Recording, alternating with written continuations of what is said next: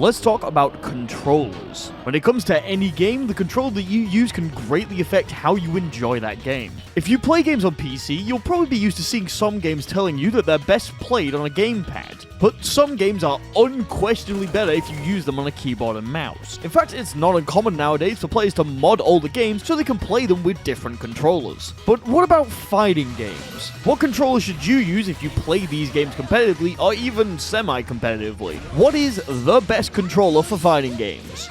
Well, that's a pretty difficult question to answer, honestly. It's generally thought that any controller nowadays can be used to play these games competitively. Basic pads, traditional arcade sticks, levelless controllers, steering wheels, Guitar Hero controllers, and a man-made abomination that proves that God is dead and we killed him a long time ago. At this point, I'm just waiting for someone to get top 8 at a major tournament with a PlayStation 2 iToy. But there are 3 controllers that are generally the most common and generally accepted controllers that people use to play these games. So I'm going to go through the pros and cons of each controller type to hopefully help you figure out which one appeals to you the most and answer the question of what the best controller is for fighting games. So, let's start with the one that you're probably the most familiar with.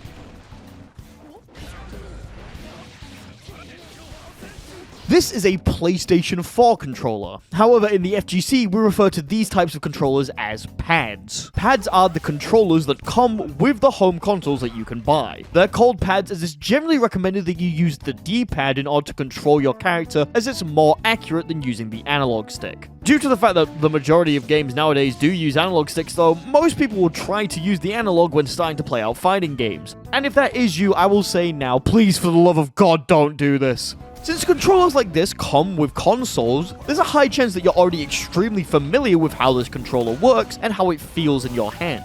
While some old controllers look like they wanted you to call up the developers and tell them what move you wanted to input, modern controllers have gone through so many iterations of designs that they're now all extremely good options to play basically any game, and they're all really good to hold in most people's hands. And due to their small size, they're easy to take wherever you want to go. This point may seem obvious right now, but trust me, when comparing it to some of the other controllers that we're going to get into, having something this small that you can just shove in a backpack or even the pockets of some trousers can be a major advantage when you're traveling around a lot for events. The likelihood is that if you have one of these controllers, you probably also have the console that it comes with. Unless you're a small but ever-growing group of people who buy controllers just to use them for games on your PC, the majority of you who have a PS4 controller probably have a PS4 to go with it. Because of this, you're probably already extremely familiar with the controller just by playing other games. Being familiar with your controller is a major advantage that will help you out so much when getting into fighting games, as it's one less thing that you need to learn. You don't need to learn how to use a D-pad because you've probably already been using it for several other games already. Hell, maybe you've been using similar controllers since you were a kid. Literal decades of familiarity is something that you can't just ignore when choosing a controller. Standard pad controllers are also the cheapest option if you want to get officially licensed controllers. Granted, there are some options for controllers out there made by not as well-known brands that would definitely be cheaper for you, but most of these options end up coming with some sort of limitation, like only working on PC or secretly being a PlayStation 3 controller.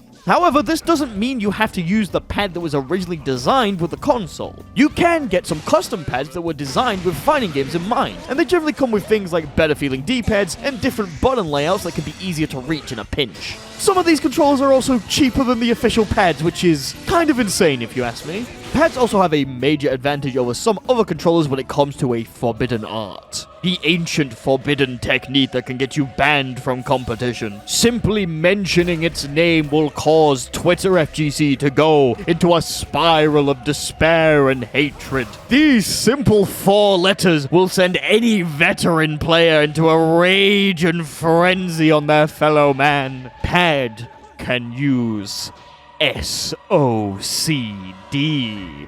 SOCD stands for Simultaneous Opposite Cardinal Directions. Now, you may be looking at that and the only thing going through your head is, huh?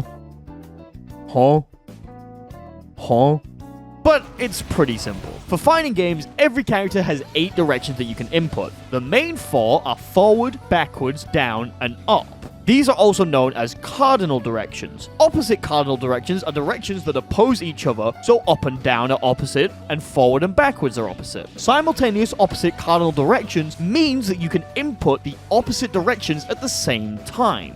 Now, this will be something that's more important later in the video. However, just know that pad has 2 separate input methods, so it is possible for you to input down and up or left and right at the same time. Pad also has no specific rules against it, and is generally left out of the SOCD controversy because, well, it would be ridiculous to ban pads from competition. Like, what? This doesn't mean that pads aren't without their flaws, though. For anyone who uses controllers regularly, you probably already have some possible cons in your head. The biggest one for me, personally, is that they're just a bit too small and uncomfortable for when I'm playing competitively. Personally, I first started playing out using pad when I was playing Tekken 7, and I hated using the feeling of the PS4 D-pad, and the face buttons were just so small. I was doing a claw grip, and it just wasn't feeling right. I hated it so much that I decided to say fuck it and learn a completely new controller type because it might potentially feel better to use. And that was the best decision of my life, by the way. There's also only so much you can do to customize a pad.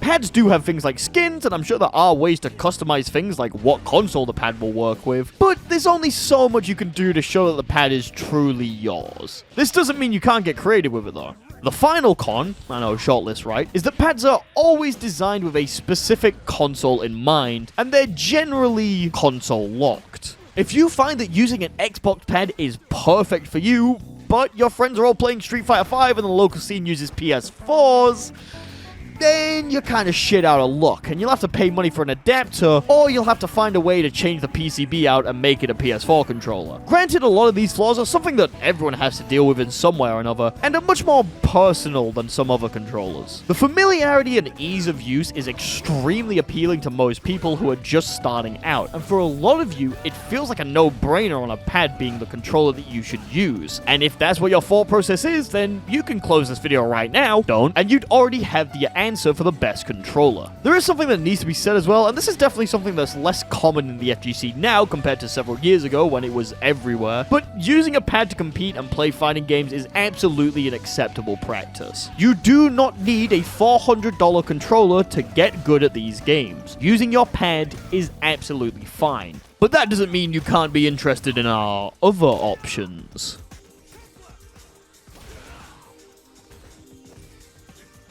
When people think of fighting games, there's a good chance that something like this comes to mind. This is an arcade stick. It is the type of controller made to resemble the control schemes of arcade machines. For the longest time, it was thought that arcade sticks were the go-to controller for fighting games. If you were to play these games competitively, you needed to use an arcade stick. However, recently it has been proven that this is a load of bullshit, and you can play on whatever controller you want. So, why am I bringing this up? Why am I bringing up this outdated practice and outdated piece of tech? Because I fucking love arcade sticks, dude. Stick is the controller that I use for these games, and I absolutely love arcade sticks so much. So there's a chance that this section of the video is gonna come across as heavily biased, but I've tried my best to be as objective as possible with my pros and cons, so that I don't play up my controller too much, or make it sound like I'm whining about, wah, the other controllers are just better than mine, wah, wah. However, do take everything I say, good and negative about this controller, with a grain of salt. One of the stick's greatest strengths will also become one of its greatest weaknesses down the line. But let's start with the obvious thing about these. Sticks are huge. A lot of arcade sticks have a large amount of space for your hands to rest. The buttons are big, and they're generally placed in such a way that you don't have to move your hand to access them all. But if you really want to, you can definitely physically move your hand across them all. There are some arcade sticks that are smaller in size, but even the smaller ones are generally bigger than your average pad. For people who struggle with pads smaller size, having the extra space and a completely different layout can be so much more comfortable. Arcade sticks are also extremely customizable.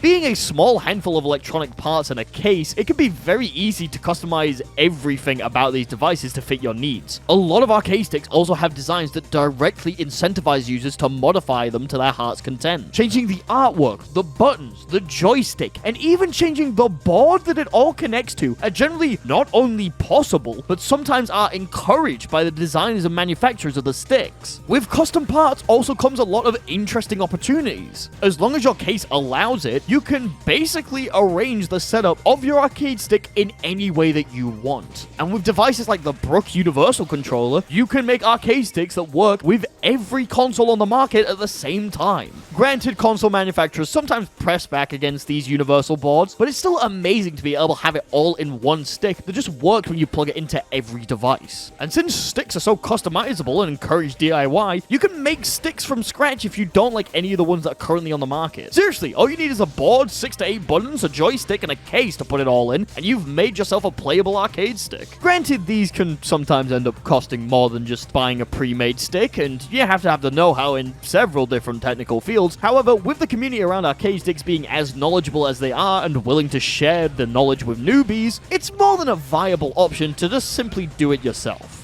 There's also just something about arcade sticks that just feels so satisfying to use. The big movements of the stick combined with the click and tactility of the buttons always makes me feel awesome, even when I'm just doing the most mundane things in fighting games. It's not uncommon for people who use sticks for the first time to fall in love, and recently even people who've been trying other input methods will lament about how they miss using their arcade stick and want to go back. For a personal anecdote, I used to go to my university's game center, and I obviously played Tekken on arcade stick at the time, so I would bring my tiny little Fight Stick Alpha and I would pass it around, and people would say, yeah, this thing's really fun to use. These people weren't hardcore Tekken players, they were just casuals, but, you know, everyone can like arcade sticks.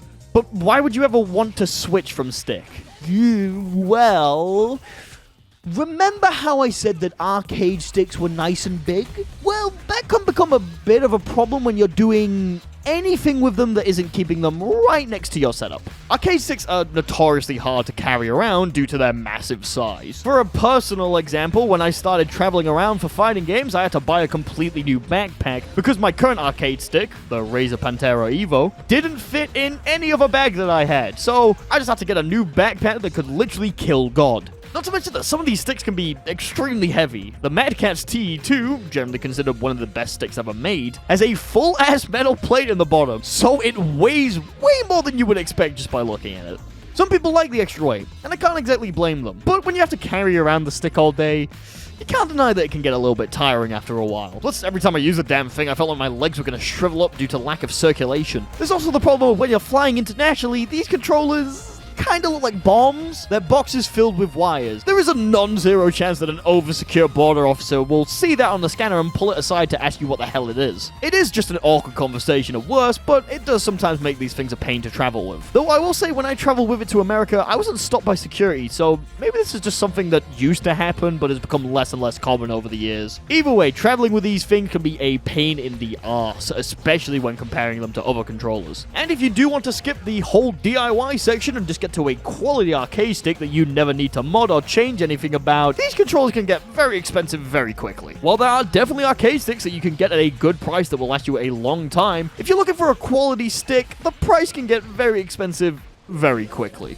Right now, for a quality arcade stick that will work on PlayStation 5 and PC, you'll be paying anywhere between $235 to a whopping $400. And that's not even considering what might happen if these things break. Sticks are very much a DIY hobby, at least for me. So when something breaks, it's generally best that you know how the thing works so you can try and fix it as fast as possible, because you don't want to get this expensive as hell toy and then not know what to do when the joystick stops responding to your down input. Speaking of those joysticks, when comparing them to other controllers, there's a good chance that you'll accidentally get an input that you didn't want. Since sticks require a large movement in order to change the position that you're holding, there's a good chance that you'll under or overshoot the movement of your stick when trying to block something, leading to situations where you think you're going to block something and you actually just get hit. You can also fuck up special inputs more commonly on these things because there's no guarantee that you actually hit the switch. It is definitely just a mental thing, and the more that you play with arcade stick, the better it'll feel and the more use you'll get to it, but it is still something that happens from time to time, even to the best of players. And the biggest downside of the arcade stick is, of course, that out of the box, arcade sticks are unable to do SOCD inputs. Now, it's not exactly impossible. You can modify your controller to have more directional inputs on buttons, or you could even bind a jump button if you really wanted, but like, why would you do that? But out of the box, with no modifications and no weird button settings, Stick only has one input method that controls movement, so it has no native way to be able to do opposite cardinal directions at the same time. The stick itself is always in one position, activating at most 2 switches, unless there's something horribly wrong with your stick. So you cannot press opposite inputs at the same time. For a lot of people, including myself, this is fine. SOCD is quite a heavily contested issue, and there's still a lot of figuring out that needs to be done. So having a controller that basically doesn't deal with it at all is really nice from that front, but it may become an issue in the future. So if arcade sticks are bulky, not as accurate as the other controllers, hard to transport, and show up on baggage scanners as a bomb, then why the hell would you use them over pad or something else? Well, because arcade sticks are cool. They are the OG controller methods for these games, meaning that there's a culture around arcade sticks that's been formed over generations. You can express yourself with these controllers through the artwork that you choose, the buttons that you use, the gate choice you have. Hell, even the stick that you bought can say a lot about yourself. Do you use the stick in its base components, or have you modified stuff? Are you using a Korean bat top or a Japanese ball top? Are you using something in between those two? Is it a square gate or is it a circle gate? Is this something that you bought pre-made, or did you make the whole thing yourself? Arcade sticks are just another layer for you to express yourself through these games that allow you to show off so much about yourself through how you play. Arcade sticks are unlike any other controllers, and with just how customizable they are, you can make a controller for yourself that no one else in the world has, and that can be a special feeling. I love these things. Even though they're not the most competitive option out there, you can still get a shit ton done with them. Do you know what is dominating the competition right now, though?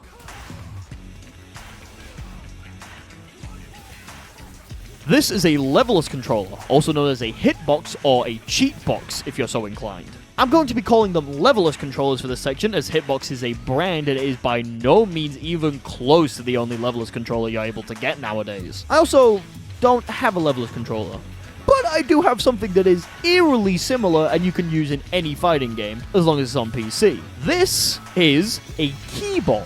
For the sake of argument, keyboards basically fill the exact same purpose that levelless controllers do, as you can bind them to however you want. A levelless controller is a controller that is made entirely just of buttons for everything, including and especially the movement. Levelless controllers are becoming more and more common in the FGC for several reasons. To begin with, these controllers are the most accurate controllers you can get for fighting games nowadays. Since the movement input is also just buttons, there's zero ambiguity on if you're holding a direction or not. And because buttons are extremely responsive and easy to push down or let go of, they are the fastest type of controllers for you to change what direction you're holding on the fly. Meaning that things like blocking overheads is as simple as letting go of a button. They are also notoriously easy to get SOCD inputs in. Now, levelless controllers have come under a lot of controversy, as SOCD can actually cause older games to just break, and for charge characters to get perfect inputs on their charge moves much easier. SOCD cannot just be banned though, because that would mean we'd have to ban pads. However, the developers are becoming much more conscious of SOCD, and the way that these devices are being dealt with is becoming a bit more of an issue. For example, Capcom recently announced that all levelless controllers should set their SOCD cleaning functions to not favor any input in Street Fighter 6. The main caveat being that up and down should cause the input to be set to neutral. Wait, shit. I haven't explained what SOCD clearing is. Okay, so, SOCD clearing was a way that levelless controller companies could guarantee that their products were still competitively fair, by having the SOCD inputs cause only one input to be sent to the game. So if you were to press left and right at the same time, you would get a neutral input, and if you were to press down and up at the same time, you would get an up input. This rule change caused an uproar by Hitbox, the biggest levelless company, probably, with them saying that down plus up should still remain as up, and the debaters got quite political, to say the least. So, yeah, SOCD is a bit of a contentious issue in the FGC right now, and how levelless controller companies and game developers are going to deal with it is still somewhat up in the air and uncertain. But just know that if you get a levelless controller, it is easy to do SOCD inputs, and you may be called a cheater. But there are better reasons to go levelless. For example, the size of these things. It's not uncommon nowadays for levelless controllers to be much smaller than arcade sticks, with even the biggest levelless controllers still being easier to carry around, as they don't have the extra height added to them by the stick poking out at the top. Controllers like the Snack Box and the Keybox Fusion are small enough to be able to fit in your bag or even deep pockets. Levelless controllers are also in the same category of customizability as the standard stick controllers are, as well as being as DIY friendly as the alternatives. In fact, the Keybox Fusion controllers seem to be entirely homemade and sold through Etsy. So if you have the technical know-how again, you could make your own custom Levelless controller and tell Victrix to suck your massive fucking dick, because they're making you pay $400 for a controller with no joystick. Are you insane? And if you're planning to play on PC, well, you probably already have a keyboard, so you can just bind the buttons like how they do on these Levelless controllers and it'll work. I also recommend doing this if you're unsure if you want to buy Levelless. I tried it, and I hated it, so I didn't buy one. And that's probably one of the biggest things with Levelless controllers. They are very much a love or hate them kind of deal. The way that these controllers are used is unlike anything else that you would even do in life, meaning that it can take a long time to get used to them. Using the standard box layout is generally pretty hard too, as you're generally using your ring finger in order to press left, so it can take a lot of getting used to, and it can feel utterly terrible when you're first starting out. I hate the feeling of it so much that I never tried a box controller again. I didn't even want to think about using it again. Just, thinking about the way that you use the inputs is just... it's making me feel weird. There is nowadays the option to use the standard WASD layout for movement as well, though, and I think that's much more inviting for newer players and actually feels a lot better than the box layout. Give them both a shot if you're not sure, though. I much prefer the WASD controller. Not as much as stick, but it's still pretty good. There's also the aforementioned drama with the SOC declaring. Now, granted, this is pretty much guaranteed that these controllers are going to be around for the long haul, so you don't have to worry about them getting banned, because that would be ridiculous. But you may have to deal with getting used to different SOC declaring inputs and different things in different games, and having to update your firmware when new stuff comes out for your controller in order to make sure that you're complying with the rules, stuff like that. There is also a general bit of pushback from some members of the community on these controller types, but if you've been in the FGC for any amount of time, you're probably used to getting shit for doing literally anything, so I'm sure it won't bother you that much. But if you can get past the weird input method, the possibility of your controller suddenly working differently, and the random guy in the back of the venue calling you a cheater, then Levelless might be one of the best options to play these games. But what is the best controller? Out of these three controllers, which would give you the best edge of playing these games competitively? Which of these three controllers will instantly make you the best player in the world? Well, the answer is simple. It's none of them, it's the steering wheel. Thank you all for watching.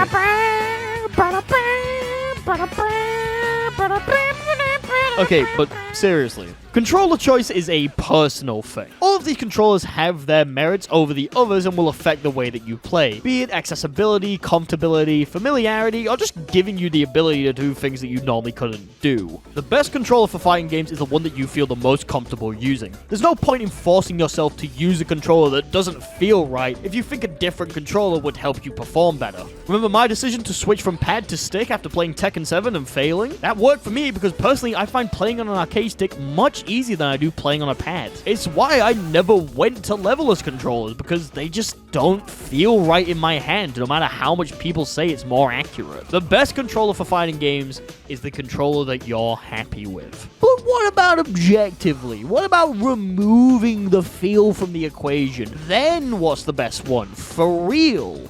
If you were to put a gun in my head, I would say that Levelless is probably the best, but not by a large margin. Levelless controllers are the most accurate, have basically zero travel time between deciding to do something in your brain and actually inputting it, and come with the convenience of being portable as fuck. If you get over the learning curve of using your ring finger for stuff, you could probably be deadly accurate with your inputs and blocking to a scary degree. But they're just not for everyone. Anything that you can do on Levelless, besides SOCD, can be done on any other controller, so in the end, it's really a personal choice. Top-level players use different controllers all the time. Remember how I said that you shouldn't use the analog stick? The best Gold Lewis player in the UK uses a PS4 pad with an analog stick and absolutely sweeps tournaments with it. So, if it feels natural, then go for it. I will be heavily judging you though. Use the controller that you like the most, and don't let anyone say that you can't use anything else. But also arcade sticks are sick, so I'm going to be staying with them. Thank you all for watching. Let me know what controller you use in the comments, or come over to my Twitch, twitch.tv/live, and let me know what you're playing on. We could maybe even play some Strive in the Park if the servers decide to work.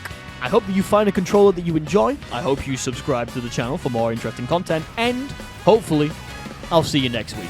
As always, a very special thanks to 64 MHz, Almost Nap Time, Bantushitos, Brudikai, Cervantes de Leon, Daniel Wiedericht, Dragonprox, Games.png, I Am Naruto, Jacko Reeves, Lady Dantalon, Melodically Me, Monact Enhoa, Ray W, Super, Falcon, Tom Tanks, and Zandatsu for being Tier 2 patron supporters.